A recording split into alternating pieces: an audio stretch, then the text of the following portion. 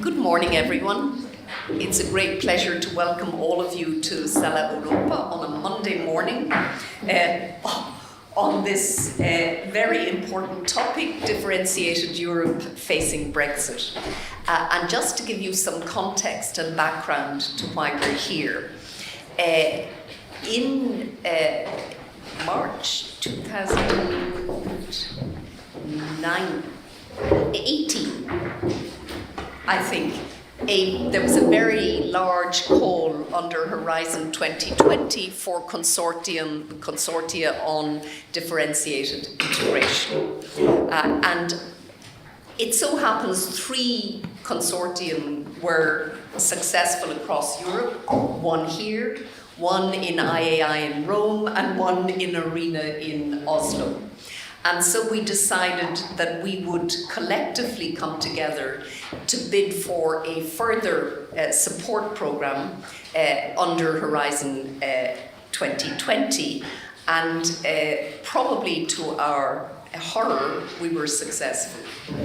Because it means, in addition to the work for the 3 individual consortium, we now have to do our combined work under what we call DICE, throwing the dice. And it's a great pleasure for me to welcome today my colleague Erik Fossum from ARENA. Erik is the scientific coordinator of the ARENA-led consortium. I'm the coordinator with Frank Schuman of the one here, and our colleagues from IAI will join us later in the day. And because we really do want to make the consortium work well together, we want to leverage our combined resources to create a knowledge hub on differentiated integration.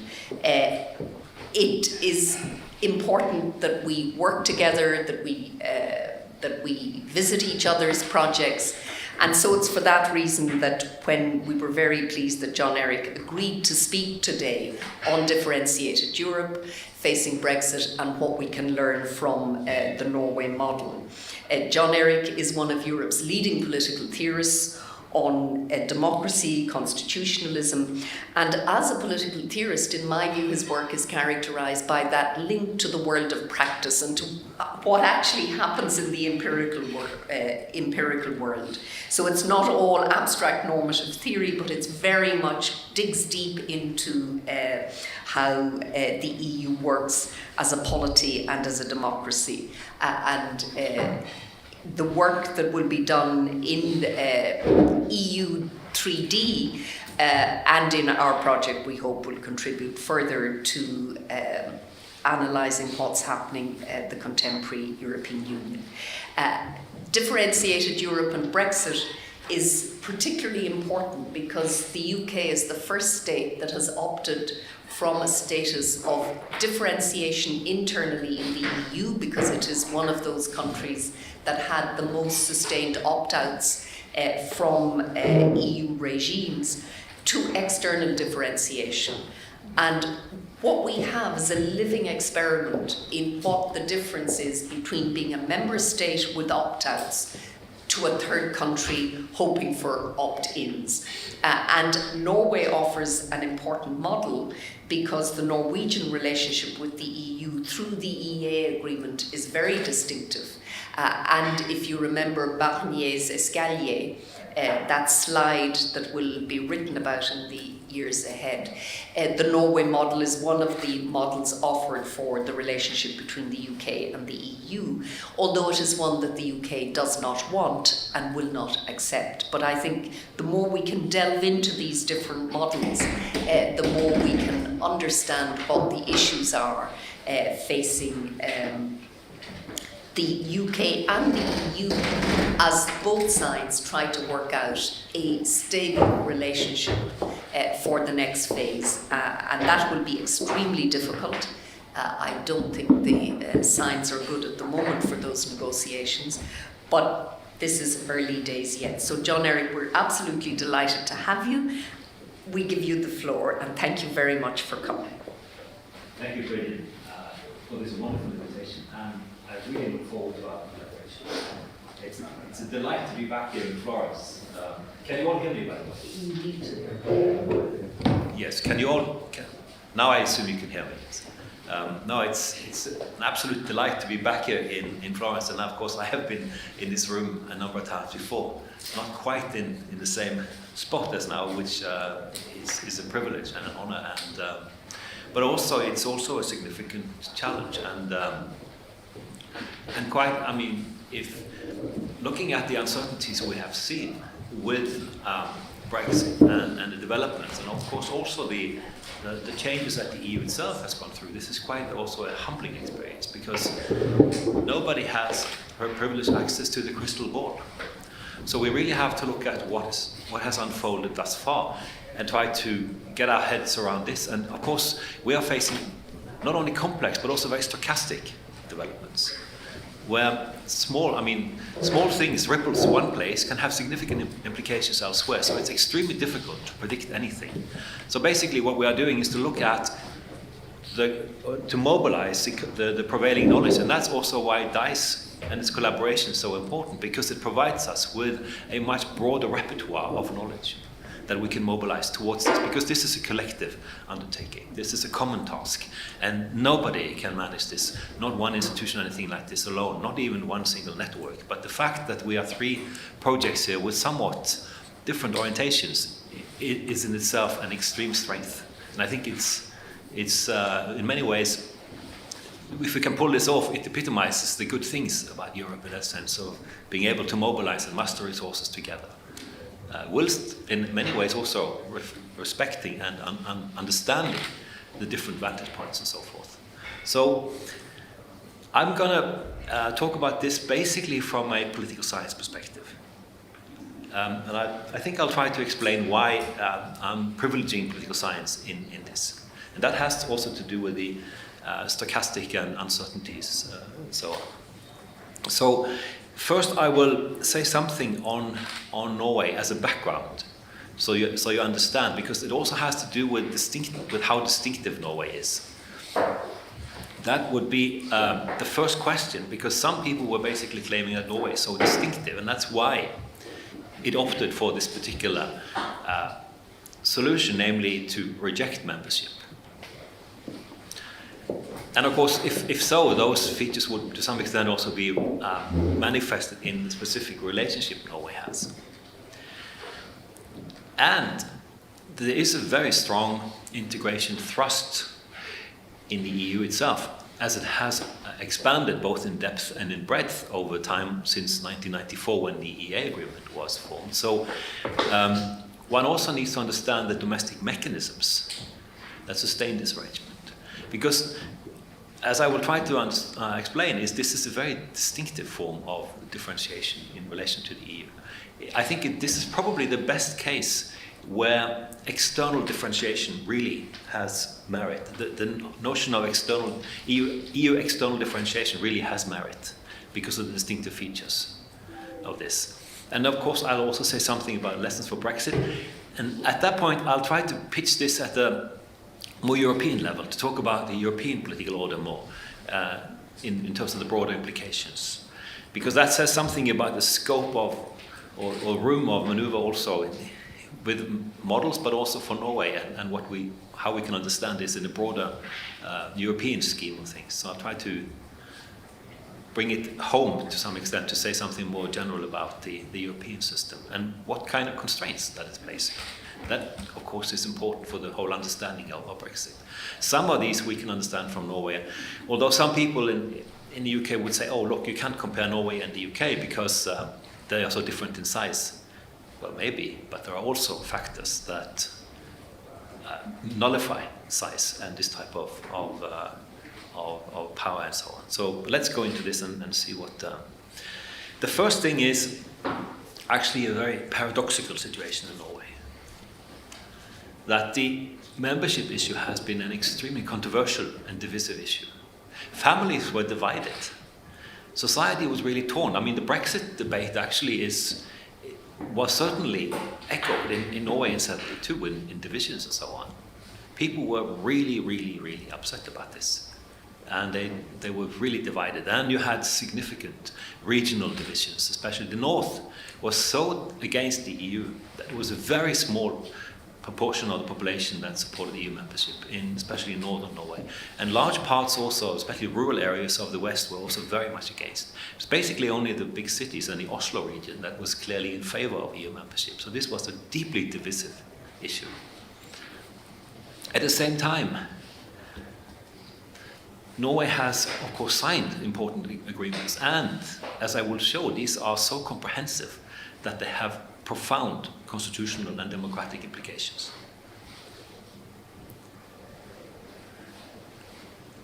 What is also then remarkable is the limited amount of controversy this has sparked. Because since Norway was separated from Sweden, democracy has been one of the most cherished values, and it was propounded, and especially also in the referendum campaigns, democracy figured as a fundamental theme in the controversy over Norway's relationship to the EU. So why is it that there has been so little controversy when we have actually entered an agreement that is so comprehensively invasive in all aspects of Norwegian society and politics? This in itself is a puzzle that requires attention. What we have seen is a rising level of tension, but this has been very specifically focused on issues, and rather limited issues in this. And they haven't really accumulated to a comprehensive rejection of the affiliation and so on. So I would say still there is stuff simmering under the surface, but a sort of fundamental rejection and so on has not so far come about. And if you look at opinion polls, there is a clear majority of the population in favor of the current arrangement. And it is fairly popular, actually. So it is, but it is precarious, to put it like this, and I'll get back to this. Now, the paradox is something I will get back to and try to explain, because I think it's very important in relation to Brexit, and I'll try to make this also explicit. If we go back to look at why there was a rejection into EU membership, one argument was that Norway is so culturally distinct. I think this is bogus. I don't think that works. I think Norway and Sweden and Finland and Denmark are so similar in many ways, culturally speaking, that there's very little merit to a cultural distinctiveness argument. There are certain distinctiveness in all these states, but in broad terms, this is a Nordic region, and everybody is also cherishing the Nordic model as a distinctive socio-economic model with a cultural underpinning. So I think that it's difficult to claim that this is so culturally distinct, that this in itself would warrant the rejection of EU membership. There were clearly other factors in play. One, of course, was the historical reason. But if you look at Norway versus Finland, Finland was also in a union, both with Sweden and Russia. And for Finland, EU membership was a liberation from this, to remove itself from these types of shackles of the past. And therefore it saw that EU membership as an opportunity to become more free. Whereas for Norway, it was the idea of EU membership was associated rhetorically with the union with Sweden. And also the opponents were saying that the union with Sweden was less intrusive than the EU, and therefore, and also less damaging to Norway. That's basically the argument. And the argument was that it was going from union to union, basically, so simply being subjected to a new union, that would also then undermine constitutional democracy. What is interesting is that the yes side in Norway never really confronted this. And they were trying, Brundtland and so on, who was the prime minister, was trying to minimize the salience of the symbolic salience of union, and said, look, you're talking about trade unions too, so let's not overplay the union card. In a rational discourse, this is okay. The problem was that the symbolic connection between union, between EU, that EU was seen as an affront to Norwegian sovereign democracy, basically. And that they managed to maintain that. So they gained normative hegemony or superiority in that type of debate. And it was confronted by people on the yes side who said, look, the EU is also a democratic project. It's trying to democratize relations among states in Europe and to stabilize relations and power relations in Europe. This is the EU's basic rationale. But that argument never won to the same extent. Also, I think, because the Labour Party had a significant problem, because it had been one of the mainstays of the development of the welfare state. So there was a combination of defending the welfare state as attached to the nation on the one hand, and then of course talking about European integration and so on. And they had a big problem straddling that line, because most people associated the welfare state with the nation. And many people then pointed to the EU as a kind of neoliberal project in '94. And therefore, there was, the lines were drawn, so it was very difficult for yes side. And some, as you have seen also in the Brexit debate, resorted to scaremongering and so on about the economic downfall, which was a big problem because we had already signed the EEA agreement, because we had access to the single market. So the credibility of this notion that there would be significant economic effects of non-membership was to a large extent undermined by the fact that the EEA agreement was in place, because the economic affiliation had already been secured. So the yes side really had a problem carving out space for its own argumentation when the no side managed to get the hegemony or on the sovereignty as equals national sovereignty equals democracy equals protection of the welfare state angle. So, and of course the no side also was much better at mobilizing and has one of the largest no to EU movements in Europe. That has been a very important factor and has been also shaking the political parties and also linked to political parties and so forth. And indeed also actually to a large extent also the economic expertise, because there was a kind of triangle of experts in the actually in the government, in the finance ministry, in the statistics office and at the University of Oslo that was against the EU because they wanted to have Keynesian policies and much more national leverage. So expertise was also strongly mobilized against EU membership. So these political and knowledge-based factors, I think, are much more important in this than the cultural distinctness, although of course history was being played up and put to use in a certain way. And of course also issues on identity and values. And it also fit into a sort of much more established historical cleavage patterns with the North against the South, saying that it's a long way to Oslo, the people in the North said, and it's an even longer way to Brussels. So this means further peripheralization, basically. And you had the urban-rural cleavage and all this. So this basically is a pattern of contestation, and overall there was a small majority of people voting no. It was 89% participation in this '94 referendum, so it's a very high political mobilization. But it was 52.8% voting, I think it was, voting in favor of staying out of the EU. Now, what could also be added in this, of course, is that the referendum was binary, it was yes, no. However, there were really three options in this, and it was difficult because there were three. One is EU membership, the other one was retaining EEA, and the third one was no to both. Of course, the fact that it was binary meant that the no side didn't need to choose, because so they had the option of, a number of the people who voted no actually voted for the EEA agreement, because there was only a question of saying no to membership. And it's a similar parallel to the UK Brexit referendum, by the way, that you have more options on the ground than are actually on the ballot for the referendum. So the referendum simplifies the choices, gels the choices in a certain way, but it also then allows actors to shirk away from some of the problematic issues, because the no side in Norway was deeply divided on whether they should be part of the EEA or whether they should have no agreement. And really those that didn't want the EEA had no real option. They talked about the trade agreement, but look, the EU at that stage already was so integrated that this would in itself had been a complicated relationship, and Norway was very tied to Europe in many ways. So basically, it allowed for shirking away from some of the complicated questions by this binary way. And I guess some people who were sort of borderline yes also could feel some comfort in the EEA agreement because they knew they had stable access to the EU itself. And then they could hedge their bets and see later on, okay, what would subsequently happen. Okay, so this is something about the background. Norway is not so distinctive that there was any kind of cultural factor, but there were political factors. Some people are also saying that oil was important.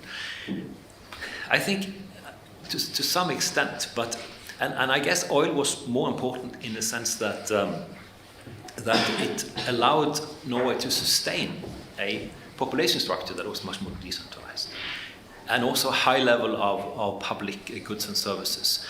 Because if you look at the referendums themselves, the groups that of the population that were most strongly against EU membership were women and public sector workers.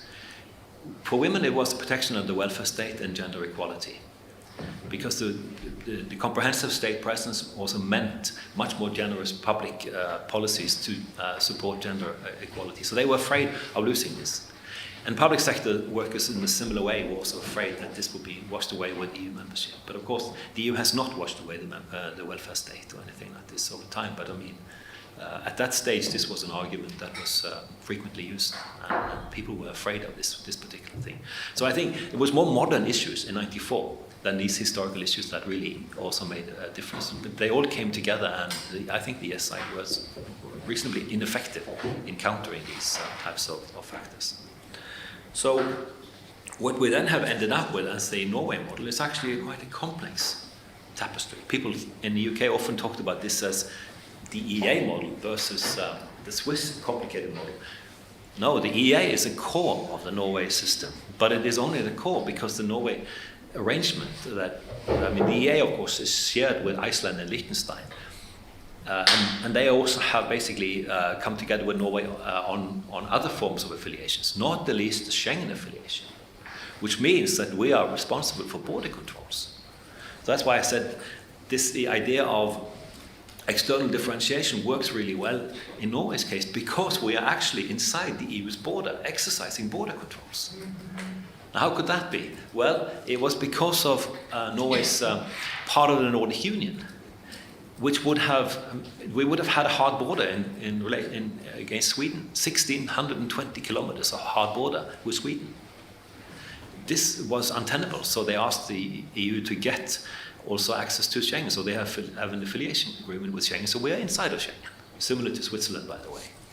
So, and of course also, with that, you also want to make sure that you're part of the asylum policy and other aspects of the Dublin 1, 2, and 3, and also in foreign and security policy. So basically, Norway has tried to be as integrated in the EU as possible without being a member.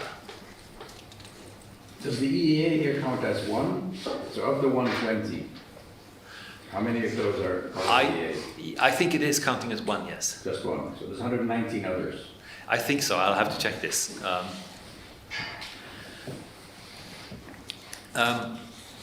So if we look at this agreement, you see that it is basically matching the single market. What is interesting is that the EU has expanded in depth and breadth, and this agreement is based on dynamic homogeneity, meaning that all acts that are relevant for the EEA agreement are being updated and incorporated in Norway, Iceland, and Liechtenstein. Through a procedure, of course. I'll say a little bit about this procedure. But basically, it's dynamic because you want to have assured access and you want to have the same rules across the whole board. So that's basically it. So you see, this is also therefore subject to co-decision in the EU, basically. Most of the areas in the EEA agreement are subject to co-decision. So it is a very comprehensive international agreement. Now, what is also interesting, I mean, as I said, I mean, it's been expanded, so of course the new members were also part of this. So it encompasses all the EU members and the 3 EEA states. So the EEA agreement is not an agreement only with Norway, Iceland, and Liechtenstein, but it's an agreement that encompasses all the EU members and the 3 EEA states. Now, it has been expanded. Now, the text itself has not been altered, actually. But all the new legislation and so on has been incorporated in this. What is interesting is that, for instance, there also has been horizontal dynamism in this. For instance, if you think about agriculture, it was not included in the initial agreement because this was the main issue, that the substantive issue that people in Norway were against. The agricultural sector was dead against membership, the strongest opponent to membership, because it had received much higher subsidies in Norway than it would have done under the cap. It's more similar to the Swiss arrangement. But what is interesting is because of the need for Norway to get access for fish, and Norway, fish is the second largest exporter in Norway. It's very, very large. And it's also very important for the regional dimension because it's located along the coast in relatively sparsely populated areas. And therefore, politically also very important. In order to get access to fish, Norway had to sign on to the veterinary agreement and animal health regulations and so on. And these have become so comprehensive that now, and they've also, of course, had spillover to agriculture.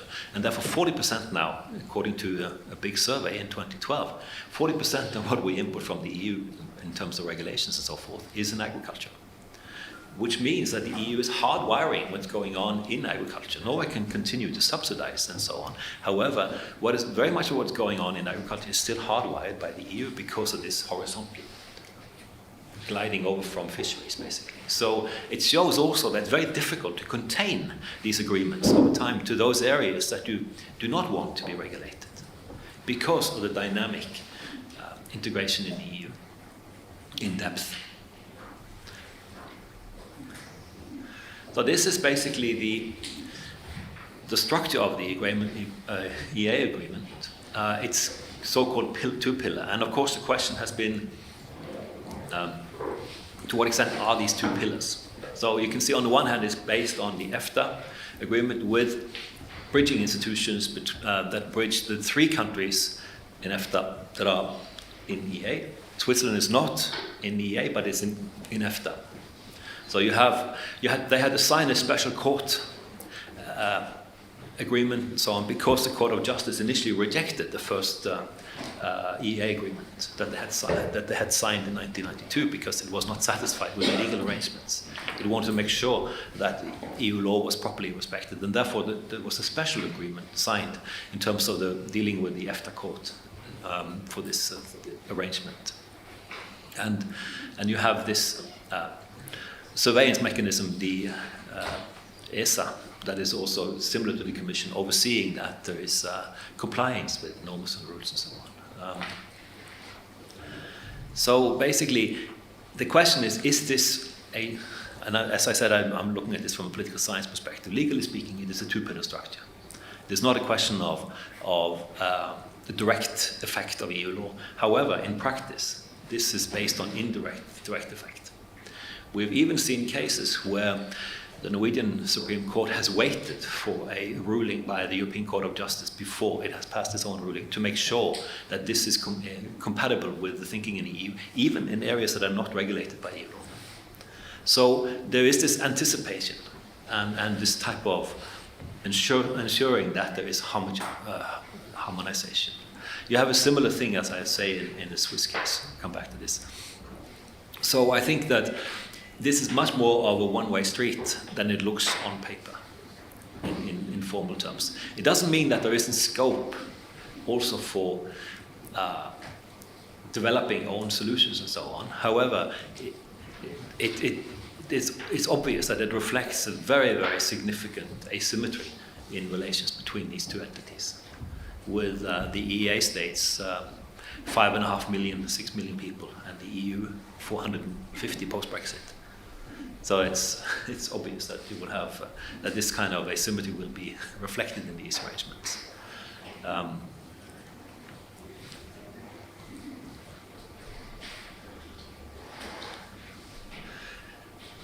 So if we go back to this initial paradox and try to understand the rejection of membership combined with as close an affiliation as possible,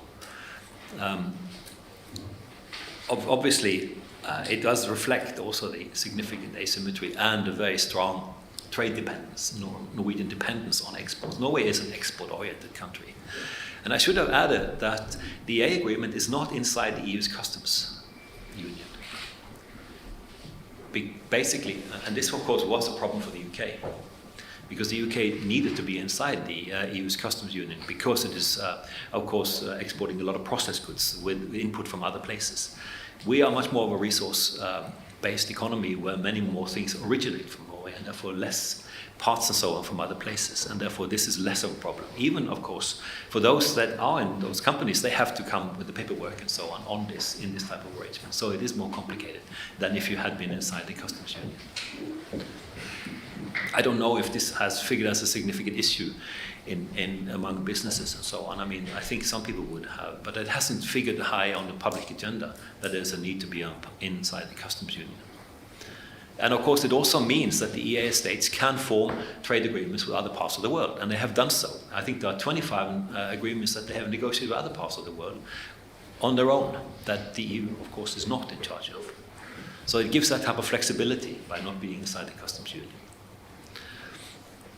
And of course, I mentioned the dynamism itself in the EU integration process. Nobody in '94 had expected the EU to be both so deeply integrated in depth and so widely integrated in breadth. Nobody had really expected that. Most people, I mean, on the no side in Norway, most people said the EU is a rich man's club. It's not going to include the states in the East Europe and so on. But it did. And of course, I also mentioned the Schengen Agreement, the fact of Nordic cooperation and how that also has a centripetal effect in this.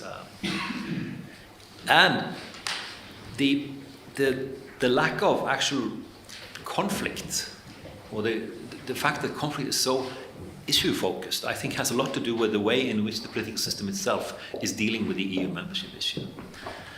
Every government coalition forms a tacit or written agreement not to bring up the EU membership issue or to change the status of the EA agreement. Every Norwegian government is a coalition agreement. Every government will have a major party that is basically in favor of EU membership and a number of coalition partners that are against. That's why every coalition will want to put this question aside, because it's too controversial and it's too difficult. So then basically the gag rule, or the so-called suicide clause built into these coalition agreements, is that if anybody wants to start tampering with this type of arrangement, then the coalition will unravel. So you have a new political dynamic. So that's basically why the membership issue is put in abeyance. It's not actually been dealt with. But that means that it's easier to have the ongoing adaptation, to comply with provisions and so on, because the political and symbolic heat of the question of sovereignty and democracy is put in abeyance. The constitutional issues are therefore not addressed. They're not linked to the specific issues that are in play. Those issues are being dealt with as separate issues, single issues, and therefore they can be much more contained and focused on the specifics of the issue, and they are not actually generating the type of political sentiment and mobilization that they would have done if they had been seen as fundamental constitutional or democratic issues. So that type of issue delinking that the political parties are doing and so on is, I think, fundamental for retaining this kind of arrangement as it stands. And I've looked at party programs and so on, how they're dealing with this in quite detail, and basically I think this is the mechanic that they're using. So the depoliticization is a fundamental aspect of how this is being conducted politically. Now, I think we can also add that Norway has a very competent and broad repertoire of public policy mechanisms, because it is a well-organized, well-functioning, and well-funded political system.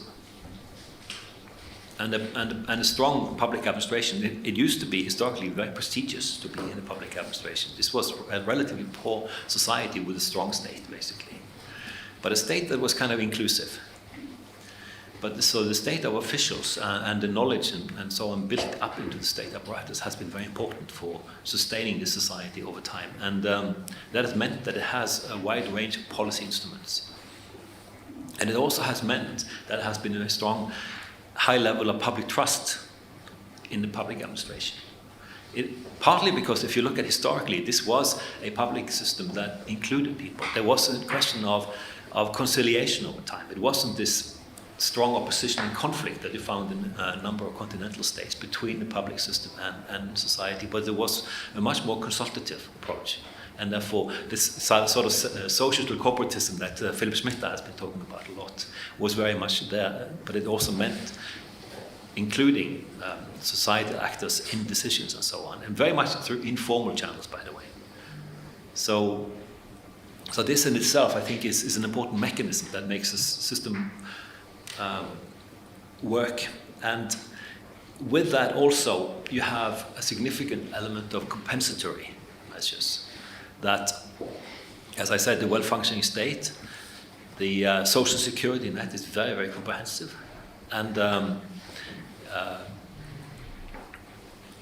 strong commitment to gender equality from the public side, and of course the very substantial fiscal buffer that gives enough leverage to do things. So we would of course immediately qualify for EMU and so on, because the lack of public debt and all this. So the government has the luxury of actually having a fiscal clout in a number of things, and therefore can direct public funds and policies to problems. And therefore the compensatory aspect, I think, does matter to the way in which Norway is dealing with its European affiliation. If you ask about how sustainable this is, well, on the one hand, of course, it is uncontroversial that it offers more norm and rule predictability. And I think this has been a fundamental aspect. There was also a steel tariffs issue with the US.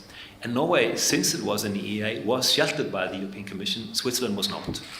And that in itself was a clue to the importance of having that type of being under the shadow of the EU in these situations where you are confronted with external issues. I think this sort of was made clear by people when you have a more volatile international climate with less predictability in norms and rules. Well, to have that from the EU, I think, is certainly one factor that could be counting in the future too. It depends on how this is spun and how important this figures in the domestic discourse. And I think this is amplified, of course, by the fact that there is very little uncertainty in Norway's dealing with EU members, because we are treated as if we were members in those areas where we are included. So we have reciprocity.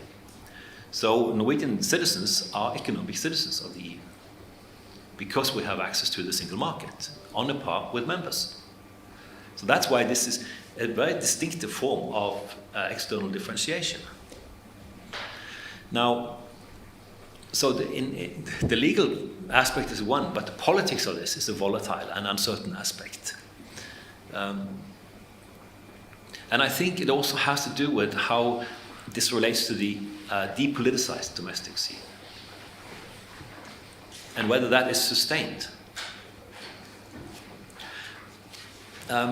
If you look at Brexit, it can affect both the depoliticization aspect and the socio-economic model. Because Brexit is also about two things. It's about, on the one hand, the UK's affiliation to the EU, and it's also on the choice of socio-economic model for the UK. And of course, I think this has become more clear now, and it will become more clear in this coming year with negotiations, that at stake, people are looking at, with also the EU wanting to have assurances that the UK will honour the EU provisions, is about the choice of socio-economic model. Are you willing to accept these regulations that we have in terms of environment and social policy and so on, or not? Or are you on a way to develop a Singapore on the Thames to have a cutthroat kind of competition in this? And of course this will spill over to Norway too in this sense. And of course then it depends a lot on what type of buffering you have in relation to the EU in terms of, so this will be a strategic choice also. in this sense, and I don't think a pension fund will be enough to buffer this if it really starts coming in undone. There has been some political turmoil also in Norway. In the beginning, there were some people who were anti-EU who talked about the opportunities with Brexit. I think that the uncertainties of Brexit, how it's unfolded, and also the fact that there are different socioeconomic models in play has cooled down some of this type of opposition. But there is also people aren't looking at the type of affiliation the UK gets to see if there is a possibility of changing Norway's status and doing something about this. So that this will continue to be an issue, yes, I think it will. If we then look at the actual negotiations, depending on issue area, and I think it matters a lot what issue area you're talking about, the unfolding of and then orchestrating of the negotiations could be quite different. And I'm just putting down some scenarios. I'm not sure how many of these will materialize. It's obviously clear that Norway will be affected by the EU-UK negotiations because of the EA. We're not part of these negotiations, of course, because we're not a member. So we're just trying to keep informed with what's going on in this circumstance. So much of the terms will never be determined outside of us, with very little input from us in this. This has to do with the whole EEA framework, of course. The terms of the EEA framework will, of course, be settled insofar as it has to do with Brexit, will be settled in this first category, EU-UK. There will also be negotiations with the EEA and UK. This already has happened because they have signed an extension agreement on the EEA agreement through this year because, of course, the UK exited the EEA as well when it exited the EU. And therefore, they have now signed an agreement that kind of continues the EEA for this year until they have settled on the new issues. But they say so in the agreement that we'll see this is subject to further negotiations on and what will happen after this year, basically. And then, of course, you can have bilateral negotiations that I think are also happening on terms of with the Norway and the UK, and they have been digging up old agreements to see which ones are still applicable and so on. And this is another sort of archaeological exercise to some extent, and looking at this. And of course, it will also be an issue in fish. Bilateral negotiations on fishing quotas will be an issue. And that, of course, will also include the other EEA states. And Iceland is a very major fisheries nation, as you know. Historically speaking, it has had its skirmishes with the UK. We don't know exactly what will happen from this, but fish is certainly an issue to be kept in view, and it's an extremely complicated issue. Because it is about, on the one hand, the WTO regulations, it is about historical rights, it is about boundaries, it is about market access, it is about sustainability. I mean, it is actually, for understanding a lot of this type of questions of differentiation in Europe and so on, fisheries is an extremely interesting case now as it unfolds, but it's also very complicated. And I don't have the details on this, unfortunately, but it certainly is something one should try to get one's head around. Now, if we then, and I should be moving forward now, if we pitch our sights higher and look at what sets Norway apart from other arrangements, I'm just giving you a sense here. And this is the formal nature of this arrangement. This is a multilateral, dynamic, and two-pillar model, as I said. Whereas the Swiss model, for instance, is broad, bilateral, static, and sectoral. And I think these two, of these types of affiliations that I'm listing here, these two are the important ones because these are states that qualify for EU membership. And this is also the relevance for the UK. Many of the states that the EU has relations to do not qualify for EU membership. They want an affiliation as close as possible, but they don't qualify. What is interesting with the EEA states and Switzerland is that they qualify for EU membership. They could have become members if they wanted to. They didn't want to. So that's the difference. And that's why they are much more important in the comparison with the UK than the other states are, basically, because they don't qualify. So there has been this type of there is this type of basic EU compatibility, which makes it much more smooth. Now, you look at Switzerland, and these are difficult negotiations. The EU doesn't want it and so on because they have to continue negotiate. There's not a dynamic homogeneity built into this. There's a question of ongoing negotiations. But I should also add that the Swiss have a notion they call autonomer Nachvollzug, which means that they do adapt legislation to be compatible with the EU when it is introduced. So this is part of the public officials' informal interaction with EU officials and so forth to make sure that this is much more smooth. And therefore the EU has a great assurance that Swiss legislation and so on is EU compatible informally than it would do from a recalcitrant state that would have significant political opposition on this. So there's a different dynamics with Switzerland. That's a more sort of unilateral form of harmonization with the EU than you find than I suspect you would find in the political scene in the UK on this, because more issues would be politicized in the UK than they would be in Switzerland on this. There are issues, of course, that have been thorny in Switzerland too, but in general, this has been the image that the Swiss scholars are reporting to us about and how this relationship has been operating. That means that in practice, there's less difference between the Swiss model and the Norway system than many people think there is. Now, if we then go further, I think it is important to look at the conditions that these are operating under. And the EU is a constitutional order, and I think we've seen that also in the EEA, that it is subject to a kind of constitutional order in this. And it is a question of adapting and incorporating much of this constitutional order in these states, so that the EEA states and so on are being hardwired by much of the EU constitutional order through the type of affiliation that they have. And of course the EU shapes and balances states and citizens by giving rights, of course, to citizens, and also having the principle of equality of states and having access to all states in EU institutions and so on. And that also means that the EU is reconfiguring borders between the EU and the external world, and of course between states inside the EU. Schengen, of course, is a case in point with open movement and so on. So the whole political geography of Europe is profoundly shaped and reshaped by the EU.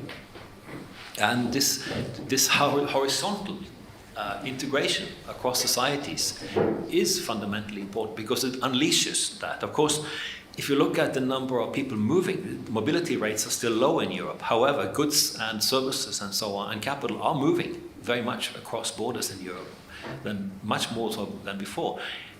And there's no reason to believe that this should stop. At the same time, states have much better technical means for border controls. It's a profound irony of the globalization that states have never had better technical means for controlling borders than they have now. So of course that means that if the EU actually really wanted to establish firmer borders to the external world, the technical means will probably be more available than before in doing so.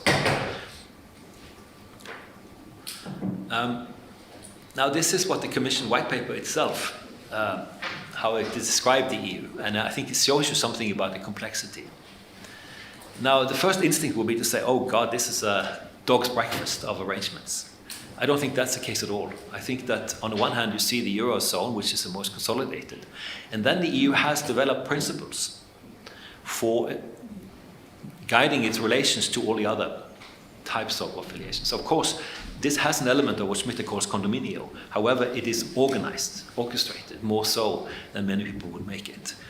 So you have a question of rights and obligations, and these are conditional on compliance with EU provisions, basically. So there is a conditional element to this, and I think that conditional element is something that permeates all the EU's affiliations, and will continue to do so with Brexit.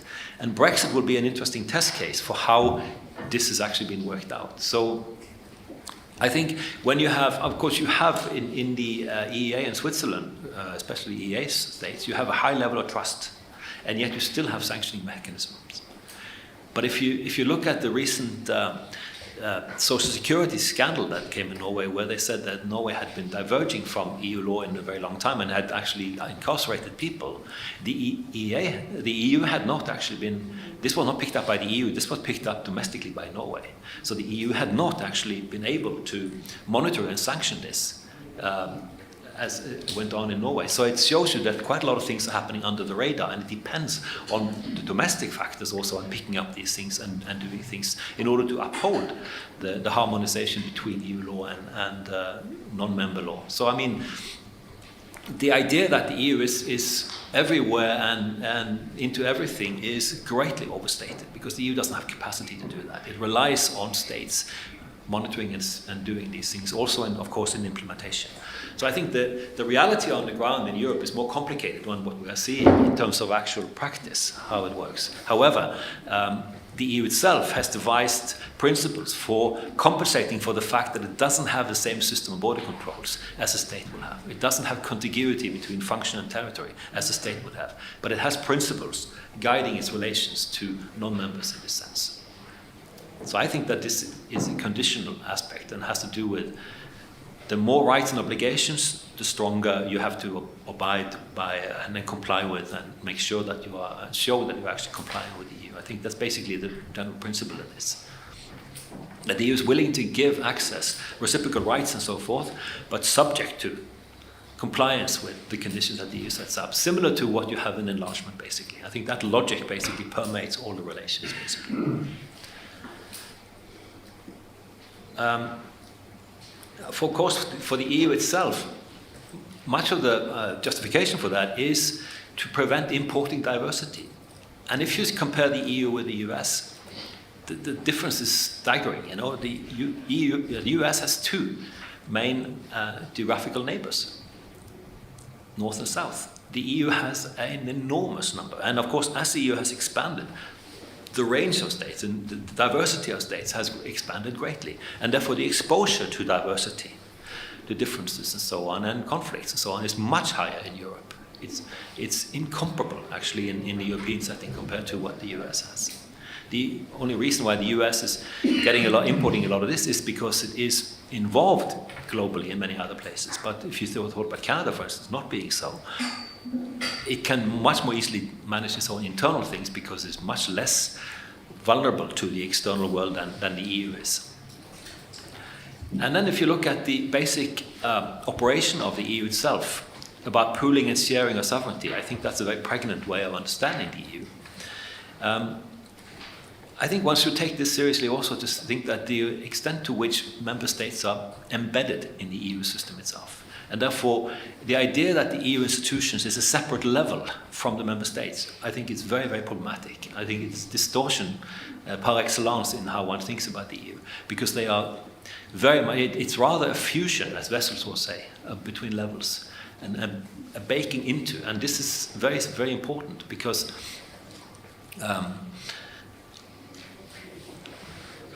the states themselves are also therefore locked into this kind of structure. And at the same time, also the fact that the EU has reconstituted external and internal relations is clear, for instance, as we saw with the Northern Ireland issue, how this also became an EU issue that was fundamental and constitutive to the relationship between the UK and the EU, and an issue that one could assume was internal to the UK. However, it became a fundamental European concern in terms of the basic political order of Europe. And it shows, therefore, how the EU is embedded in also the domestic workings of different systems. Now, what I think this amounts to is that the EU sets the terms of shared rule, but it also, to an increasing degree, intervenes and programs the states' self-rule, because all the shared competences and the fact that member states are so basically built into the EU structure itself. And that was my example on fisheries and agriculture in Norway, for instance. And it's just one example of how the insistence on self-rule is being affected by the fact of integration, horizontal, and the dynamic interaction among states and societies. So therefore it's very difficult to carve out a space for whether a member state or an affiliated non-member areas of self-rule that will not be somehow brought into the EU system itself. And I think that is amplified by I use conditionality with a proviso. I mean, it's basically, I'm saying rights and obligations conditional on compliance, basically. This is, I think, would be the formulation. But that there is a basic principle for the EU regulating its relations to non-members. In a system like this, where states are so basically incorporated, it puts a very strong premium on access to decision-making forums, basically. So this is if you abrogate or give up on this aspect, you still have no assurance that you can carve out enough space for self-rule, as long as this system continues to exist. So I think that this actually modifies the role of size.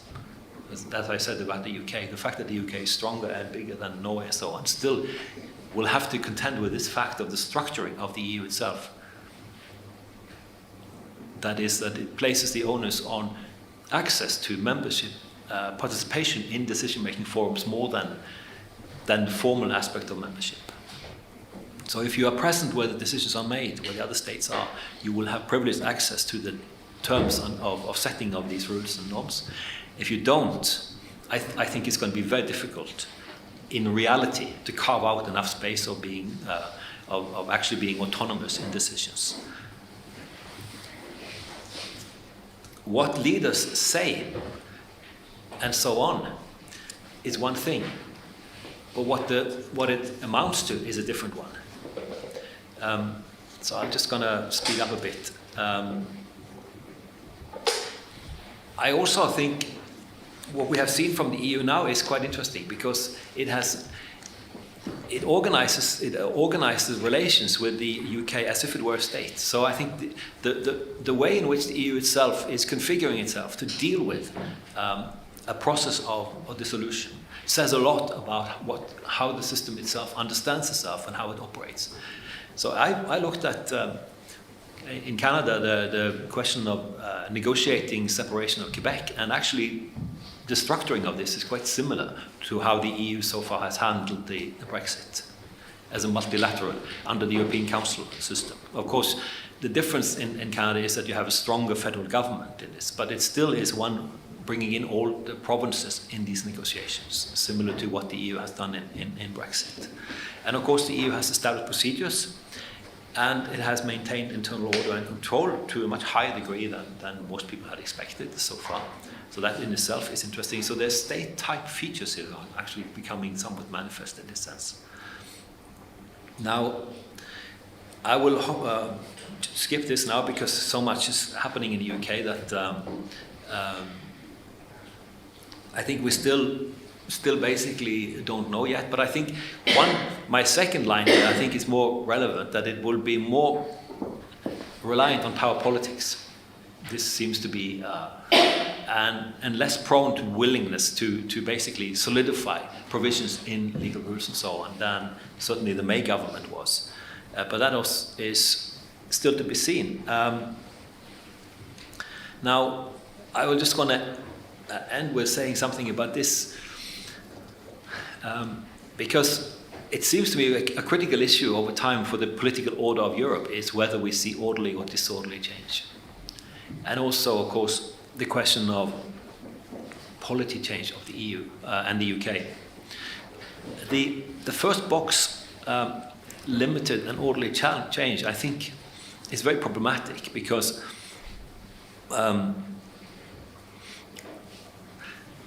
there will be some change, and there also are actors, even in the UK, who said, what I'm saying now is this first one is the so-called soft Brexit, the first category.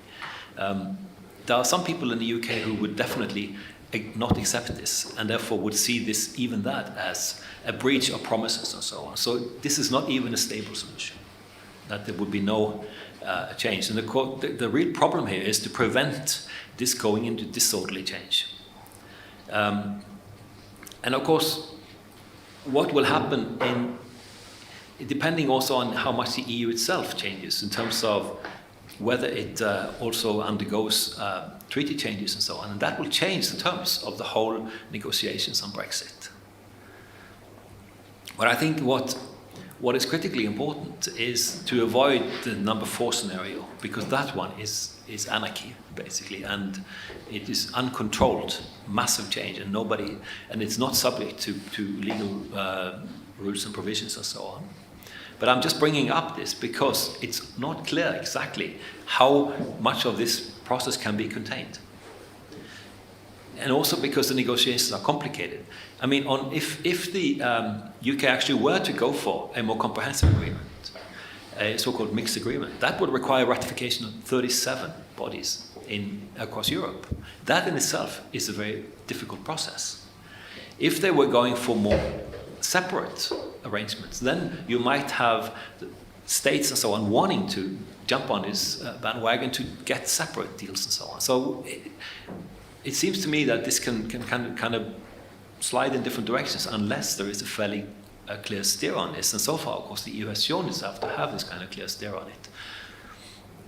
But I think this year and the coming years will be more difficult because this is a more broad agenda of negotiations than the previous ones, where they basically had sorted out the issues and were able to control this in a very significant way. So I think I'm just going to end with this. The outlines of the European political order is at stake in this. So it's not only a question of external relations or anything like this, but it can spill over to the very way of orchestrating relations in Europe. We have been blessed with having legally regulated and quite controlled relations that have contained power politics and arbitrariness. And the question is whether this can continue to be sustained. Thank you.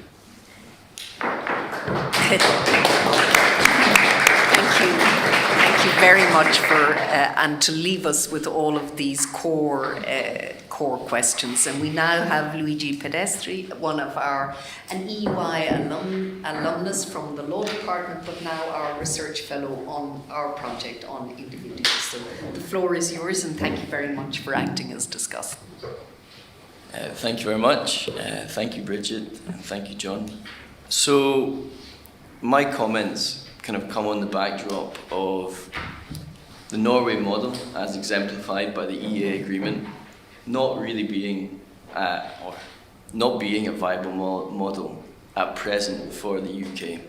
I think there was a very small window in which it could have been accepted, but that window closed in 2017 with Theresa May's Lancaster speech, in which she set out a number of red lines which made it very clear that an agreement such as the EEA agreement is not what Brexit is about. It's not the intention of the project.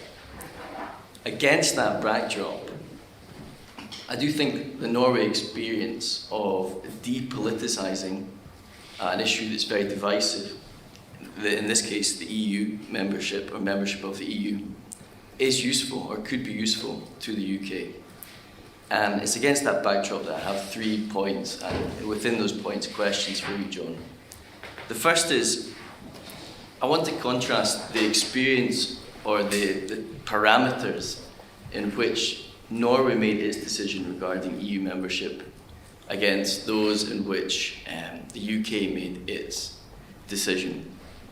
In Norway, and as you outlined in your presentation, there was at least 2 fixed points of integration, or 2 fixed points against which the decision of the Norwegians was able to be made. One was you had the EEA agreement and you also had EU membership. So you have 2 points of integration. One is more integrated, one is less integrated. But you have 2 points against which to make the decision. In the UK, the context of the referendum was quite different actually. You have a point of complete integration, EU membership, and then a much less well-defined point of less integration, de-integration, whatever you want to term it. And so my question for you, John, in that context is, does that make it more difficult to depoliticise an issue? Not simply the fact that you are going through a process of de-integration, but your destination is less well-defined. My second point is about the sustainability of any deal that's struck now and how that might then develop in the future. So David Frost, the UK negotiator, suggested last week that what they're looking at is a free trade agreement, essentially, that focuses on goods. And I'm wondering if that becomes the baseline against which UK-EU the relationship is based on, whether in the future, or whether that might then serve as the foundation for a discussion within within the UK about its integration with the EU that's no longer based around membership. So that issue of membership becomes depoliticised. And it moves on to what you talk about both in your presentation but also in your article. The discussion moves on in the UK to one of adaptation. So rather than focusing on the broad issue of whether we should be a member or not, the issue becomes whether we should opt in or opt out to a particular piece of legislation or EU policy. That, again, presupposes the EU is willing to entertain that sort of relationship. But it might be an interesting point in relation to how external differentiated integration develops in the future as well. My final point is in relation to my own heritage, so to speak, coming from Scotland. And I'm curious to hear what you hinted at it in your presentation, but I'm curious to hear a bit more about how Norway manages certain regional versus federal tensions within Norway regarding the issue of EU membership. Within the UK, there are 3 devolved administrations in Scotland, Northern Ireland and Wales. And consent from each of those administrations is required for any UK parliamentary law that's changing that touches upon a devolved area. All devolved areas are essentially touched by the Brexit process. And in passing the EU withdrawal agreement bill, the consent was withheld by each of those devolved administrations. So what's developed is a situation of tension between the regional governments or the devolved administrations and the federal. And my question to you is, what can we learn from Norway's experience? Was this an issue, or is this a continuing issue with Norway in its relationship with the EU? Those are my questions. Thank you very much for your questions, and I am going to open immediately to the floor just to gather some more and then give you an opportunity. So let's take 3 interventions at this stage, whoever would like to begin. Graham. Thank you for that very rich and provoking presentation. I must say that one of the points you made, that particularly the new Johnson government has brought lack of predictability and possible breakdown of trust, is a very concerning point. Anyway, I want to make 3 small points. One is, you touched briefly on the question of content rules in trade agreements. And I think the potential problems for a future UK-EU trade arrangement, the problems arising from rules about domestic and third country content, are really enormous and haven't been properly assimilated by the public commentators in the UK. I want to ask you 2 questions about the function of the EEA in Norway. As you know, under the EEA, Norway is not, strictly speaking, obliged to implement the acquis. The EEA allows a party not to accept, and if that happens, the other side can withdraw concessions. But could you just talk us through why that's never happened in Norway? My second question about the Norwegian situation is that you mentioned worker mobility as one of the controversial areas. Again, could you just explain to us what's been controversial and what's happened? Thank you. Yes, thank you very much for this very interesting talk. I just wanted to ask for Professor, this depoliticization aspect, DAGO as we call it, in order not to rock the boat with the coalitions in Norway, I find a really interesting aspect. But did I understand you correctly that you then said that wouldn't work for the UK because it's already so very politicized? And my second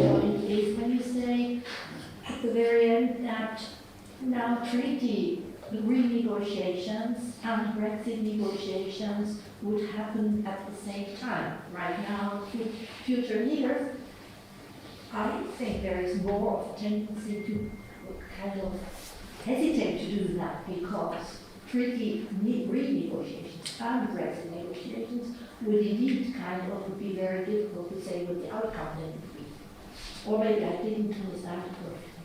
Then a third point, which is when you said a very interesting point that in a way the constitutional principles of the EU, the treaties, are kind of under the radar screen, are flowing into member states' principles. But there is all this discussion about over-constitutionalization, that there is too much in the treaties. It should not be in the treaties, not constitutionalized, just the opposite way. So how does that fit together? And the last little point of Switzerland is, I mean, in Switzerland, of course, the direct democratic rights are huge property rights, institutional kind of, the institutional architecture of Switzerland, but in the sense of the attitude to membership. Direct democratic rights.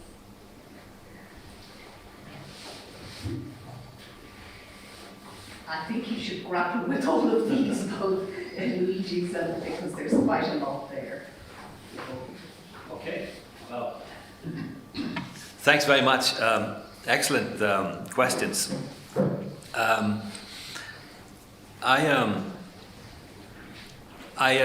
The first point on depoliticization, I have actually argued this. I don't think the UK can, in any sense, emulate Norway on the depoliticization.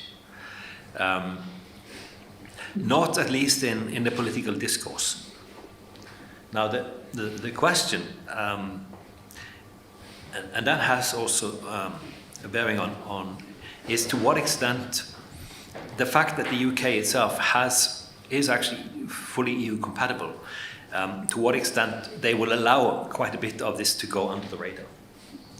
So one is that what you could get is a focus and politicization of certain issues, and then to leave a number of other issues that are not actually being touched, just to continue.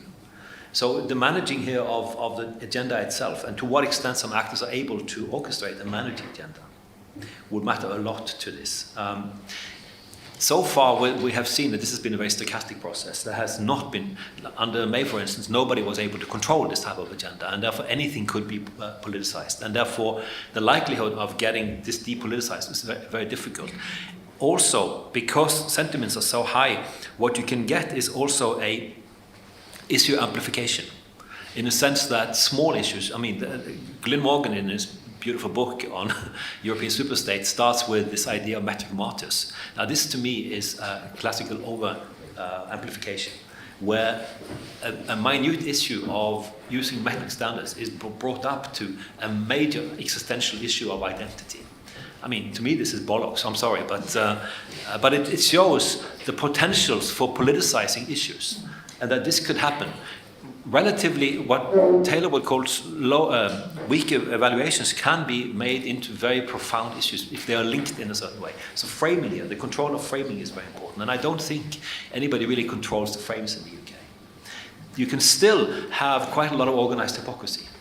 You can have a lot of debate about issues and allow things to go under the radar anyway. So you really have to do process tracing of developments on the ground and hold that up against the political rhetoric to see to what extent there is consistency. I would wager that there will be a significant gap, but this will depend on how issues are politicized and who picks up on them. So I think this also has some bearing on what you asked about depoliticization. I don't think the UK will be able to depoliticize in the same way as Norway did. For now, I don't think so. And this also has bearing on Scotland, for instance. The devolution issue, because most of the issues that are, maybe even all, issues devolved have been subject to EU law, meaning that there is a great uncertainty and a fear of power grab back to Westminster when the EU link is abrogated. So this in itself will keep the regional dimension, the federal dimension, if you want, alive, I think, in a very significant way. So the UK is not only divided politically inside of England, but it's also very much the regional dimension. So you have a territorial dimension that is fundamentally important. And of course, Northern Ireland, and then the fact that Sinn Féin's significant role in itself is now also playing into this. That will also spill into the UK. So I think the idea that this would be kind of contained is extremely difficult.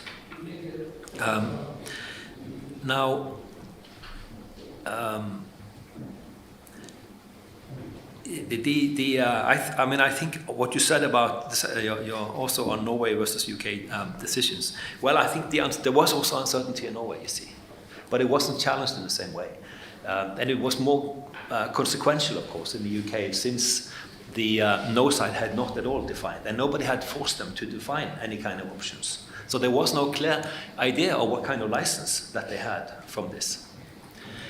There is still a parallel with Norway, namely that some people say, look, we've had 2 referenda. They should be determining. Well, how long does a referendum last? So there is this uncertainty in itself is a referendum. I mean, there is nothing to prevent the referendum to be held the next day after one referendum has been held. There is no specific period for this. It's all depending on political factors. And this is a big problem, actually, for democratic thinking, because it can solidify the sentiment of a population at a certain point in time, and things are changing. And why is this being sustained? This is simply an idea of the control of the past on the present. And so this in itself is problematic. So I think there is this uncertainty in Norway. It works out differently, and you're right on this, that the scope of options were different. However, there was an uncertainty in both cases. Now, I think I said something about the sustainability in this, and that has to do with the framing. And I agree that adaptation will be the issue, but how this is being discussed, and that depends a lot on who is able to control this, and also look at the mediatization in the UK itself, and how unpredictable that is, and how skewed it can be. So again, this is a further factor of actually being able to have a clear communication on these issues is very difficult in the UK. And of course, if the negotiations become complicated in Europe, then you can get different stories and voices from parts of Europe, which will again complicate and play into this. So it seems to me that this is a very difficult process. And on the Scotland issue, that was a very good question. I was actually asked by the Scottish Parliament to look at this.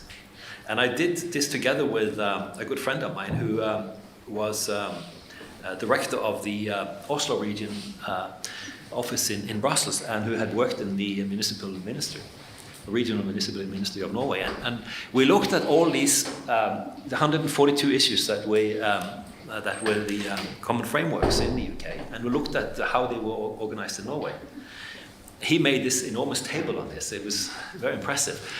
And out of these 142 issues, 7 of these were at the domestic level, controlled at the domestic level in Norway. 135 of them were more or less controlled by the state, suggesting an extremely centralized system. The Scots were not doing much referencing to Norway. They looked at the other federal states subsequently. What we underlined, however, was that this works in Norway because of the informal modes of communication and the fact that there is quite a lot of trust. So you have information and consultation going on, but in an informal way, because the structure itself is more centralized than most people would imagine.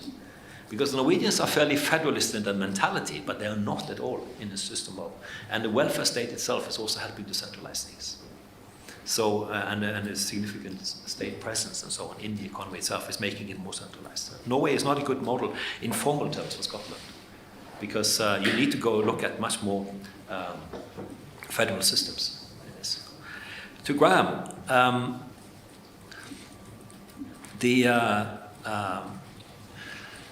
Norway has never used this. It's not a veto power, by the way. It's an agreement. It's something that all EA states have to agree on to reserve the application of EU law in that particular area.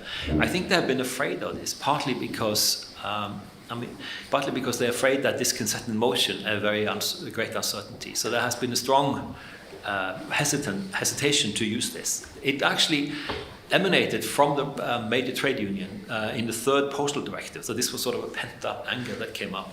But this was never put in practice because there was a change in government. And the right-wing government that entered power in 2013 just simply dropped this. So it has never been put into effect.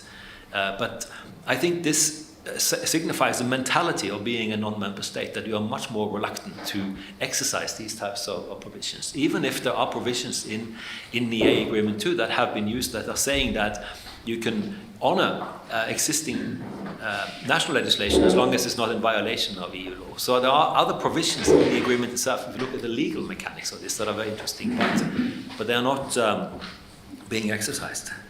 Adrienne, I think I said something about the depoliticization in terms of gag rules on this. On the treaty, well, what I was thinking is if the negotiations drag out for a long time on Brexit, then they might face the prospect of having to have kind of parallel. I don't think anybody would want this. But I don't think that the UK can sort out its relationship within this year with the EU, you know. I think they can probably make it some kind of framework agreement, and then they will have to continue negotiations. But if they can funnel this into more sort of limited areas and so on, maybe they can continue to go on with the internal EU aspect anyway. But it will always be difficult if you have two, because of the possibilities of spillover and so on, and that will make the situation even more uncertain actually for the EU. So this is a very important point, how you time these things. However, the EU itself is getting involved with the conference now and so on negotiations. And if this in 2 years then ends up in some kind of treaty change, well then this is it. On the over-constitutionalization agreement, I totally agree with you. In the convention, you know, people were saying that they had established, of course, the first section that was the constitution, and then you had the TFEU. Now, of course, this never passed. They were all given the same privilege, and I think this is a big problem, and it becoming a straitjacket for the EU itself to have this, because it doesn't make it. It's only a material constitution. It's not really a formal constitution, and it's a problem because it's tying the EU down and constraining it too much when it needs to have more flexibility. But this rule binding is also a question of trust. We could argue that the more trust, the less need there is to rely on specific rules. And then one basically uses specification of rules as a substitute for the lack of significant trust. I mean, this also has to do with and actually managing complexity, that one uses this. This can itself become a real problem, of course, because the more distrust, the more you pin it down in rules, and the more unwieldy it becomes, and therefore it's a self-driving kind of dynamic. On Switzerland, Blatter, in a book we did earlier, Joachim Blatter made an interesting point. He said that earlier the direct democratic rights and this referenda in Switzerland were used sort of to sound out popular sentiment, so that they could then play this into the decision making and make sensible decisions. With the rise of right-wing populism and so on, this has been used more direct measure, and therefore to block decisions, and therefore this has become a more destructive element of vetoing and making the system work worse. So he said that this earlier could have been a useful complement to the normal working of representative democracy. However, it has been hijacked by certain actors, and makes it much more difficult to operate in that way. That was basically the argument. But it is an added complication. And if you have mobilized populists and so on, then you can have an added element of unpredictability to the political system. Did you have them in Norway? We have a very few referenda, and of course there's nothing statutory about it. It's also only advisory referendums. And we've only had the EU referendums, membership referendums in recently. We've had a few local referendums, but basically very few national referendums.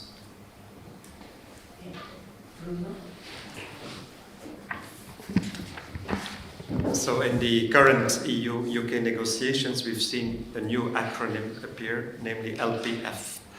We'll hear a lot about it. LPF is level playing field, which has already arisen as one of the major issues in the negotiations. Now, if you look at what the European Union defines as the areas in which there should be a level playing field in the future, we see things only few things in which Norway is actually has agreed to join the EU, namely competition and state aid. That's one of the areas where I think that's part of the EU-Norway relationship as well. But the other parts of what the EU tries to impose on the UK in terms of level playing field are things like environmental protection, workers' rights, taxation, fiscal policies, which are all, if I'm not wrong, all areas in which Norway has not agreed any obligations, where it's still autonomous. It's not bound by EU rules. So the question then is, in light of the experience with Norway, would there be room for a compromise here? Would there be a possibility for the EU to say, well, if we look at the experience with Norway, we didn't need actually level playing field in the field of labor law or environmental protection. We could just trust Norway to basically follow more or less our rules in the way you explained. So couldn't we have the same kind of trust with the UK? I'm asking that because clearly here there has to be a compromise here, because the positions on LPF are now so far opposed. There must be some room to find a common ground there, and maybe the Norway experience might be useful here. What do you think? I just add one final question, and then I think we bring things to a close. How do economic interests emerge within the EU-Norway relationship? Because what's very striking in the UK-EU is that the UK on the one hand voices said, well, the German car manufacturers and the Italian Prosecco producers would come to our aid and assert the economic. And equally, in the UK, 80% of the UK economy is services, but they're really not getting traction in the public debate, but not even in relations with government. So it's as if that the polity dimension of the relationship is dominating all other aspects, including really important economic interests and preferences. And why should that be the case? One would have expected the economic business dogs to have barked by now. I have asked many people actually, cui bono from hard Brexit, and nobody has given me a clear answer on this. I was very surprised because I thought there could be sort of certain people, but I mean, I don't actually think this is driven by economic dynamics. And of course, to some extent, you also saw that in Norway, but of course, the cards were stacked so that they had managed to get the EA agreement, and of course that was not subject to a popular referendum, the EA agreement, but it was parliamentary vote, and it had a very strong majority in Parliament, because Parliament, of course, was fully aware of the economic interests at stake, and the fact that most of the Norwegian economy is hardwired towards the EU. So this therefore figured early on. You do find people opposing EU membership who don't really come up with any kind of alternatives. But they are a small minority, and they are not able to dominate the scene. So what one can attach this to, I'm not sure. Whether this has any bearing on or relation to depoliticization, I don't know. I mean, I think there is a recognition here. Maybe this is about size, actually. And this is psychology, that being a small adaptive member means that you are used to knowing that you are on the rough seas of the international system, and therefore you simply cannot avoid attaching yourself to something. Maybe there is this type of mentality among some people in the UK that we finally have the opportunity now to carve this out on our own from the political angle. But I'm also very surprised as to why, especially the services sector, doesn't have more traction in this, because the frost of notion, of course, also doesn't give a guarantee. May's agreement also didn't give a guarantee on services. And that is the main part of the UK economy, and that's the most vulnerable part in relation to the EU, because there you can have non-tariff barriers everywhere and make this extremely complicated, any kind of guaranteed access. So I'm the precariousness of this and the vulnerability of it. I mean, I'm very surprised about this, how this is going on. That's why I was also hinting that the adaptation, maybe there's more stuff going on under the radar on this, and depending on how the political discourse is actually unfolding on this. But I think this also has bearing on what you asked, Bruno, about trust.